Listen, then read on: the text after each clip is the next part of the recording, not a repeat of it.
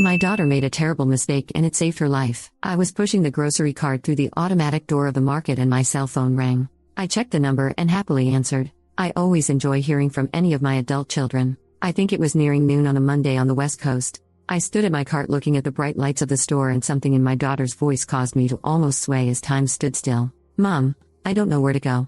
Everybody is running and I heard a huge blast, like a gas explosion.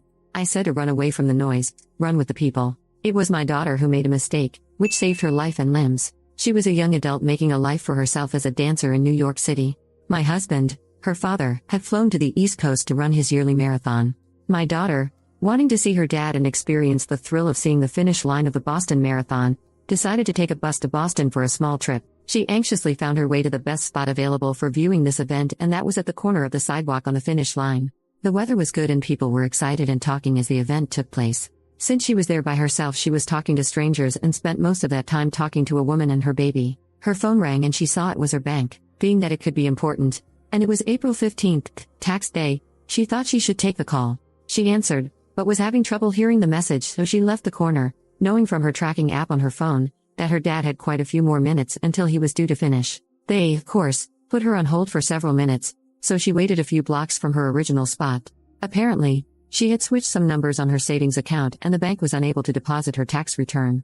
It was unexpectedly efficient of the bank to call her and to get it straightened out so quickly. She did get it all corrected and she was making her way back to the storied finish line.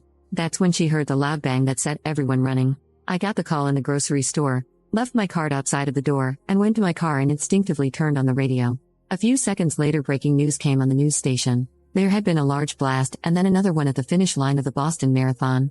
At the time, nobody was sure what had happened. They stopped the runners with no explanation. After waiting for several minutes, my husband and the other runners dispersed and he started walking back to the hotel. He had no cell phone with him. I don't know how long it took him to get back, or when he found out what happened, but it was chaos. My daughter, being exceptionally distraught, made her way back to my husband's hotel lobby where they had a default rendezvous plan anyway. The TV was on in the lobby, and my daughter said she recognized faces of celebrities getting on the elevator of the hotel.